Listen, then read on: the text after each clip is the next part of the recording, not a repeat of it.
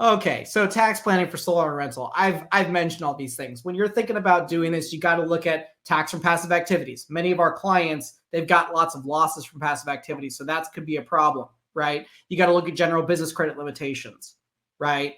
If they've got big NOLs from prior years that are carrying forward, that's going to cause problems. But fortunately for your clients, who find themselves in a position where they're subject to passive activity limitations or general business credit limitations, the federal government has created a beautiful new racket for us to utilize, and that is the sale of federal energy credits. Now, when I first started reading about this, I kind of thought to myself, how many people are really going to do this?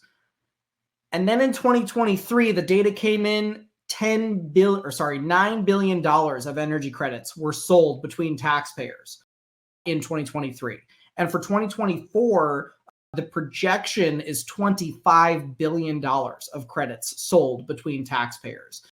And so in this next section here, we're going to talk about why this is relevant and why it might be something that you want to look at. And really the reason why is because if your client's putting solar on the rental and they've got these limitations, they can dodge the limitations by selling the credit amount. So this was created with the Inflation Reduction Act. Most companies haven't really been talking about it, but I think it's important to do so.